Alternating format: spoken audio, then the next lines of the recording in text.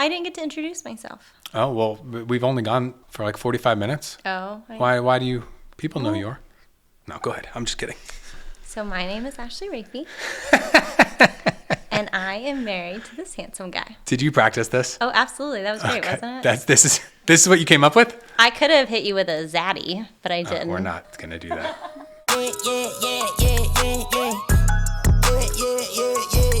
You are the reason that I started doing videos. Yes, I was. I used to watch them in bed. Watch other people's. Yeah, I'd watch other people's. And I made some videos with the girls and stuff, just playing around. That was kind of fun.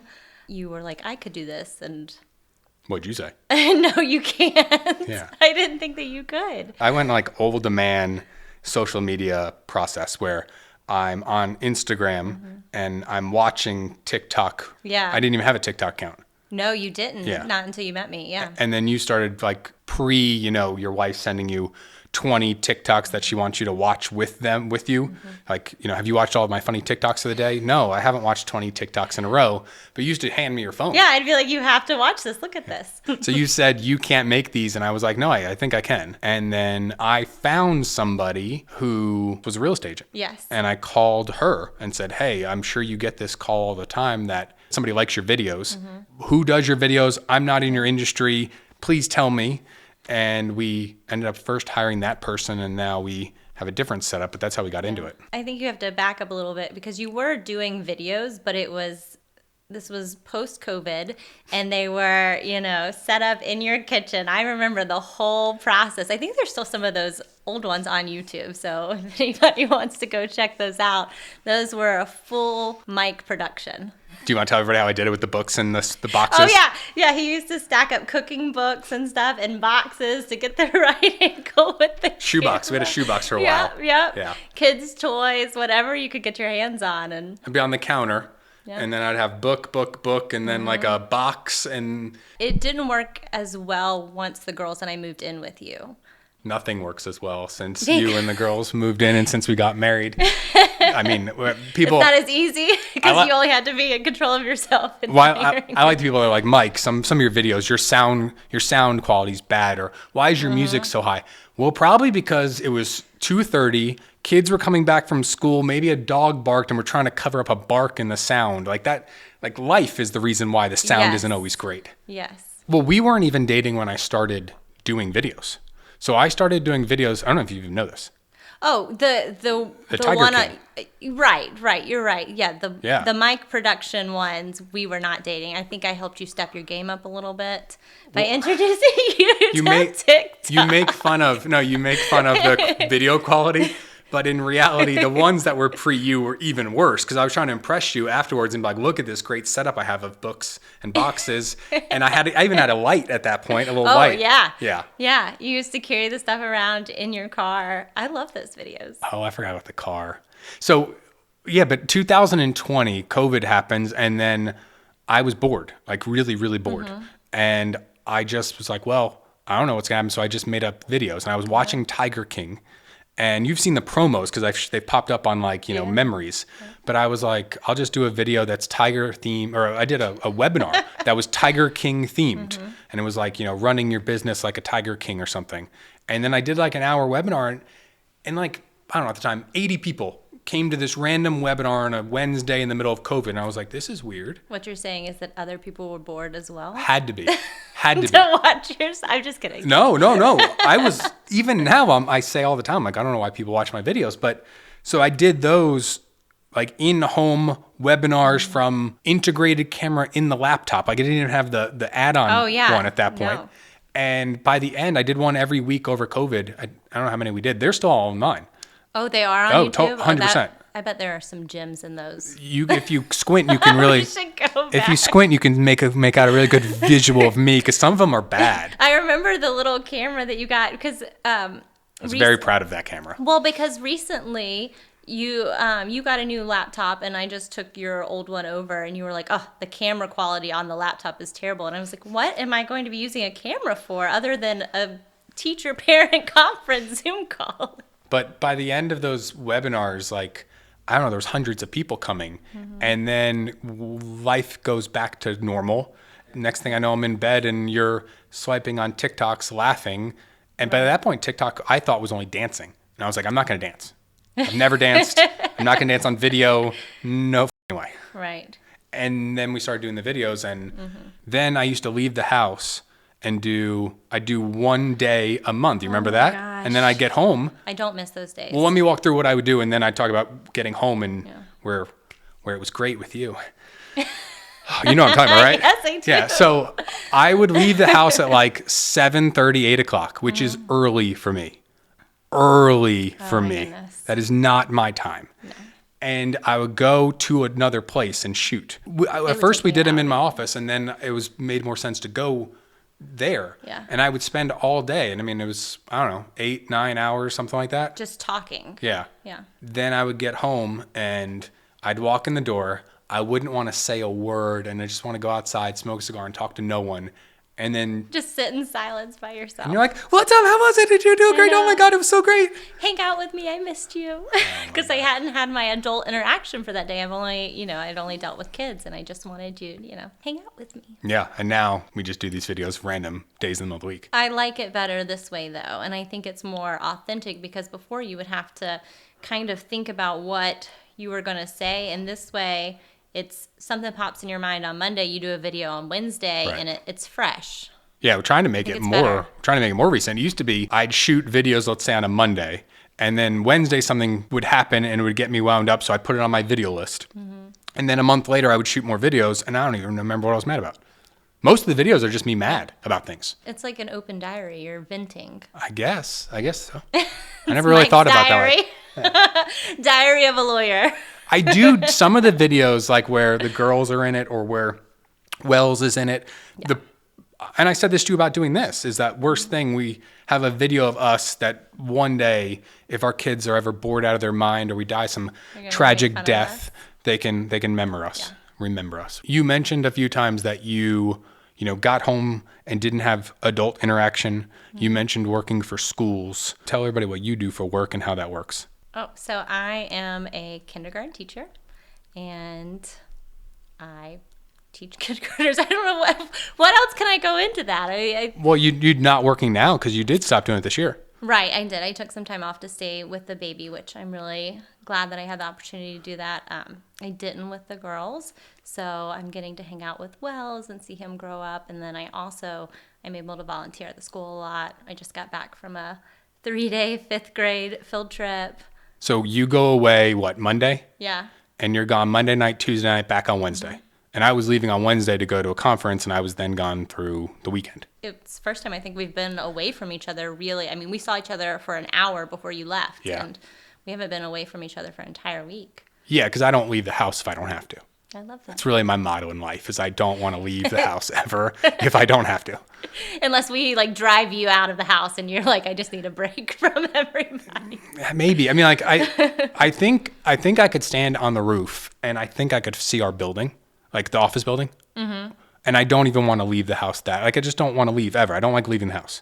I'm a complete hermit. Nobody believes that. I don't want to leave. Oh, yeah. Why do you do social media marketing, Mike? So I don't have to leave the house. I used to leave the house all the time, though. Social battery kind of, gets full, and then you're like, I'm done. I don't need to do this anymore. I appreciate that people understand the social battery thing now. Because I was at this conference in San Diego, and I'm there Wednesday.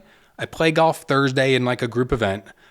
Friday, I'm there. Saturday. And at some point, there were random strangers that I'm talking to that I've met that are like, how's it going for you? And I'm like, social battery low. And they're like, yeah, me too. I know where that's coming. And I'm glad that that's a thing now that you can say to other people. Yeah. I did a lunch, I don't remember what day it was, Friday, where it was the low social battery people, where I was around people that we were all low social battery. And I was like, thank you all for not talking. I appreciate that. Really? Let's just sit here. You face me, I'll face you, but we don't actually have to communicate in any way. Yeah. Well, and then you moved your flight up and came home early because you were ready to be in your bed at home. I think you walked in at 6 a.m. Yeah. Well, all right. So wait, leading up to that though, that week, Chris Stokes, who typically does the after hours calls. If you call I'm going to talk right here. If you call the Rafey Law Firm, someone will answer the phone 24 hours a day. If it's after hours, that's an answering service. But that answering service immediately calls one of the lawyers. Which I think is a great feature. I didn't realize that. I mean, it's tough. You though I want to do the tree. I want the voice tree to be: are you calling to be a new client? Press 1. So that way you immediately I think that'll make it actually faster. Get to a lawyer. Are you a current client? Press 2, and that will get you to a different team. But anyway, so if you call our office, someone will answer the phone and then transfer you to a lawyer. So for however many years before I could afford an answering service, that was just my cell phone. Yeah. But then I upgraded big time after my second year and got an answering service. But then they just called me. And that still goes on. That's still how we do it right now. And it goes to Chris Stokes. At least it has for like the last, year? I wouldn't say a year because it took them a while. The answering company had a hard time with transitioning, and you would get the calls and you were like, it's not supposed to go to me. It's supposed to go to Chris Stokes. I am always very happy when clients call me and customers call me. Yeah, but no, and it's all hours, day or night, right? It's all I've taken calls that woken up because my phone was ringing at 3 a.m. and answered. Well, but he's been doing it for some time. I'll tell him you told him it's not really a year and he has to work harder. But it's been going on for some time, but he goes on his honeymoon. So it reverts back to me for the first time in, let's say, months. I had forgotten what it was like. It has been long enough that I had forgotten how many times people call you at just random times. Well, it makes sense. They call before work, during lunch, after work, and after dinner. And that is also times when I am family, trying to eat lunch, family, eating dinner, trying to put kids to bed. Yes. So the other night, I had one of those calls where I used Wells as a prop while you were gone. I had somebody call who, I'll be very, very frank about this. I typically know within the first 35 seconds of someone calling whether they have the potential for a case. Yeah. Right? Like, because in the first 30 seconds, you generally know this is probably not a case, or I need to learn more at least, and I'm interested about this being a case. And I had a call, and it was like in the first 3 seconds, I knew this was not a case. But I have Wells, and I might have like shaken Wells a little bit, like giving him a little bit, taking his bottle out, so that way he started crying. I'm not talking like shaking. I'm just like kind of waking him up a minute. I was what about shaking baby syndrome? No, I'm talking like he's in my arms, and I take out Baba, is one word that he can say right now, and I'm just like, come on, man, wake up for a second. Like, and he wakes up and he starts crying because he wants his spot. And all I need is like 2 seconds of crying. So I'm on the phone, and I'm like, ma'am, sir, I'm so sorry. I got a baby in my arms.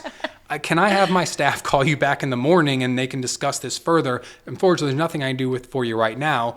And then I go to the team and I'm like, hey, I don't think this is the case, but hopefully I'm wrong. Help this person in some way, shape, or form. But I used Wells to get him to cry. Well, and most people are very understanding when it is a baby. Yeah, but if I say, hey, I'm eating dinner with my family, no shit's given. If I say like, hey, I'm laying in my bed, because people will call, especially weekend nights, and I'm like, hello. And they're like, that was probably too strong of a hello. And they start rambling on, and I say, sir, it's 12:30 at night, in the morning, whatever you look at it. And I'm in bed. And they're like, that's fine. Okay, that's cool. I'll keep telling you my story. I'm like, no, sir, I'm trying to go to sleep. Well, you have a very certain voice when you pick up. You say, hello, this is Mike. Every single time. So Phone voice? Phone voice, yeah. Absolutely. Hello, this is Mike.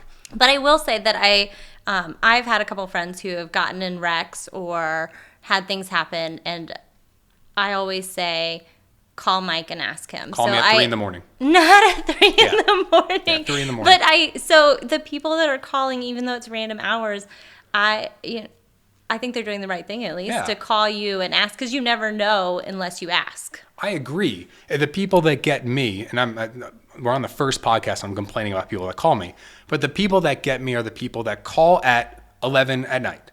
If you're calling 11 at night hoping to speak with a lawyer, know that lawyer is not sitting in their office, right? So like have a little bit of I don't know, grace, empathy. Yeah, and look, if I'm sitting in bed and I'm trying my best to answer your questions and you're telling me to pull up a computer and let's look at this map together. Right. I'll try. I'll use my phone, but I'm not getting up out of bed. It's warm. It's cold out of bed. Right. Well, and there are a lot of people who are surprised. They're like, whoa, I didn't realize you were going to answer. Or why are you calling? This is Mike Rafi from TikTok. Like, there's been a couple of people recently that have been like, I didn't know you answered your own phone. Who do you think answers the phone? Exactly. Who else would answer it? So I think that's cute. When you were teaching, you had a very, very strict email and callback policy. Was that your policy? Tell everybody what it was. Was it your policy, or was that the policy you had to follow? So our school you had to respond to emails within 24 hours. We didn't have to respond after hours, which I think anybody who knows a teacher, is related to a teacher, knows that they work past hours anyway. So that was a rule. So I think we had a conversation early on when I had sent an email. I don't even know, was it like to an appliance person? I don't know. I had sent an email and they didn't respond. So the next day I was like, I'm going to follow up. And you were like, Give them a break. yes, you looked at me and you were like, what are you talking about? Which is funny because as a consumer, as a customer, I don't expect people to get back to me right away. But if 24 hours went by and my office hadn't contacted somebody who called in, like 24 hours would be, I'm pulling my hair out at 24 hours. I get it from the business side of view, but those aren't my expectations as a customer. But it really bothers you when people don't follow the 24-hour rule. Your 24-hour rule. It does, because that was expected of me, because even though I was a teacher, you're still kind of in a customer service field. Like you have parents that you're trying to make happy, you have administration that you're trying to make happy, kids that you're trying to make happy. I stuck to that 24-hour rule, but I also expected it in return. Our average callback time right now for someone who calls or let's say contacts us to group that in after hours, our average response time is 7 minutes. So if somebody messages me at 2 a.m, look, we're not getting back to you until 7:30, 8 o'clock. But to have an average of 7 or 8 minutes is wild, I think. I talked to 3 people last night in bed. Yeah. Yes. I think one of them is now a client. Okay. One of them we helped. He lived in Milwaukee. All right. So wait, you're not teaching this year, and it makes me feel really good for a lot of reasons. The reason that I wanted to talk about that makes me feel good is safety, because we live in Atlanta where, I could go get a gun, I don't know, tomorrow or something. Note, that's not actually true, but it feels like it's true. But there's no background check for buying a gun from another private seller. So I literally could go get a gun right now in certain ways. And over the years that you were teaching and that we've been together, you've had scares. Not directly in your school, but close by. Yes, there's been, lockdowns at the high school down the road. There was, the high school in Bartow County? Yeah, that was recent. That was very recent. That was this year, actually, while I wasn't at school. And so it was also scary being on the other side and being a parent and not knowing what was going on at your kid's school during that time. Last school year. How many times were you locked down? Was it 2? I think there were 2 lockdowns last year. And they weren't the hard lockdown where you turn off the lights and you go into a closet. There's different levels, but it was a lockdown where people weren't allowed into the actual building and people weren't allowed out. So you could move around inside. Was there one real lockdown at some point, though? Was that when there was an active shooter in Midtown Atlanta? I thought there was a real lockdown once. I think there was. They kind of go together. We always practice that. So every year there's at least one where you practice.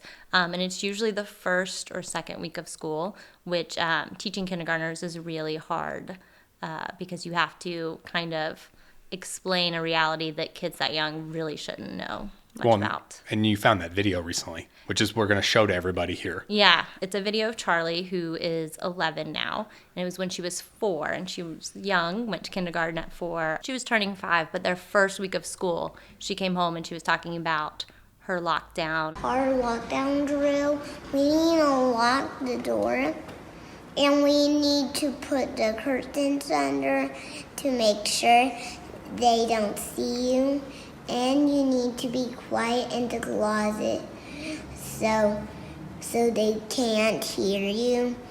And as they hear you, they will know where you are and get you. I had been doing that for years as a teacher and with little kids, and I didn't realize how scary it was as a parent until I experienced it with my own child, and hearing her talk about being in a lockdown, being in a closet, a bad guy. And I think teachers do a really good job of using age-appropriate language with kids, but it's still very scary. And I know our school has crisis alert tag, and you can press a button and it automatically calls police. Our school had one, or all the teachers had them. Before I start making sarcastic comments and not not offering positive solutions, just taking down negative solutions. Because I'm said I don't have the solution. I don't know how to fix this. Right. Will you tell everyone your position on guns and growing up, and so that way they know there is another voice in the house besides mine? Oh my goodness, I feel like people are going to come out of the woodworks on this. Yeah, half the people, well, half the people are going to be mad at you, half to be mad at me. Okay, So, okay, but at least so- tell them. Like I think most, if you're watching this podcast, I imagine you've watched the majority of my videos. I purposely try to do like one video a month about guns. Yes. And about my belief that we need to greatly restrict access to guns and who can have a gun. And you don't totally agree with my position with how far I go with it. Right. Yeah. So I am Southern, very Southern, and grew up in a small town in Georgia, born and raised, and I grew up around guns. My dad would hunt. My brothers and dad, they go dove hunting. I grew up knowing the safety about guns. I grew up knowing how to use them, how to shoot them, how to clean them. I think at one point my dad even would make his own ammunition. I mean, big. That checks out. That checks out for sure. So very big. Way to go, Jason. And we used to go like skeet shooting, and I enjoy skeet shooting. I think it's fun. The girls have been around guns and they know about the safety and how to hold them. And in fact, I've thought about owning a gun myself, even though I like guns and I have shot an AR-15. In fact, I used to have access to one in my house. I just think that there should be stronger regulations on guns to keep our kids safe. I mean, when we were talking about the kids hiding in a closet for a lockdown, as a parent, when I go to the store and I buy like back to school clothes, I don't buy light up shoes. And there's a reason I don't buy light up shoes, because you don't want anybody to see your kid. If I am at the point where I'm thinking about light up shoes versus guns, then that's a problem. Like, why am I regulating the shoes that my kids are wearing versus, laws babe. and rules? But I don't. Oh, babe. Sorry, I call you babe. Babe. More guns will stop this. So if we just armed teachers, and I made a video once about arming you Oh, really? and how I thought that was a terrible idea. I am a great shot. Sure, but what's the can you have you ever been a part of discussions in school about teachers having guns? I genuinely don't know. No. They haven't ever brought it to the teacher level. I mean, obviously people have brought it up before, but it's not something that they come and ask us. There are teachers that you would not ever want to have a gun because, I mean, they can't even keep up with their grade book, There are teachers, yes, that I would trust with a gun, but why would I put that responsibility on somebody that is there to educate, to love? But I also think just for safety, you never know how kids are going to behave in your classroom. It takes one child to get a hold of that gun, even if it's locked up. Like, accidents happen all the time. Well, if it's locked up, what's the point of it? Exactly, and then you can't get to it. And I mean, you can get to it yeah. if the shooting doesn't start in your classroom and you could be ready. But what are you going? You're going to the safe, typing something, a code, using your fingerprint, and then getting the gun. Right. I don't know how useful that is. And look, I get calls from people that want to sue teachers in schools. Right. When a teacher, I got a call recently where a teacher, threw a kid, grabbed him out of the desk and threw the kid. Okay. If there's a gun in the classroom, I get worried that a teacher who's lost his cool or her cool is going to say, you know what, I don't want to throw you, especially with older kids older than us. I don't know. Some of Charlie's classmates are huge. Fifth graders are huge. Fifth graders are big now. Some teacher who's outmatched in terms of, physically is going to go get that gun and end the dispute rather than kill. Well, that's that human error part too. Like when something catastrophic happens, some people run, some people stand, and people are always like, why did you freeze? Like, why didn't you run? And it's just that human error. Like, they're trying to understand things and their body isn't moving with their brain. You've said this to me once separately, though, and you kind of touched on it, which is that teachers are there to educate and love and coach and help. Yeah. You don't sign up to carry a gun and be police when you're in a classroom. Right. That wasn't in your education or the job description when you signed up. Right. Any time that we have a lockdown, my first thought is making sure that my class is safe. And that's a lot to put on to a person because even as a parent, I'm trying to keep my 3 kids safe, but then also being in a school where my kids go, then I'm thinking about my class. I'm thinking about, my kids. I don't want the added responsibility of now I'm going to have to go out there looking for somebody to protect people. Or waiting with your gun and Right, Will you tell me about the doors and the signs and like how it works when you have to actually do a lockdown? So used to before, this was years and years and years ago, you would lock your door during a lockdown. You would have to turn all the lights off, like a hard lockdown. You would put the blinds down, and then we would write on a sign, we'd write how many students you had in your classroom, and you would send it under the door. And, why? Well, I don't even know if I know this. So this was for admin to go, okay, this class has 20 students, and there were different colored cards. Like there was a green card, a yellow card, a red card. Red meant that you were like missing somebody.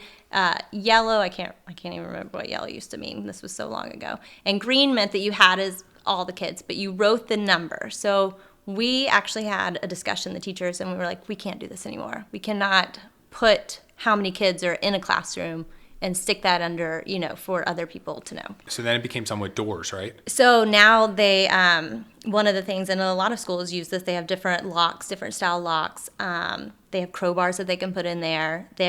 We have a magnetic strip that you can put in, and you just remove it, and your door is always locked. So the problem is that kids come in and they move that magnetic strip all the time, so you get locked out of your classroom.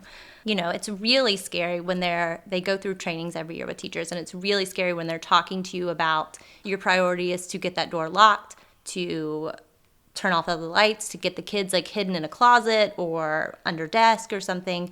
And then the conversation goes to, what if a kid is in the bathroom? Like, what happens to that kid? And you just... What do you do?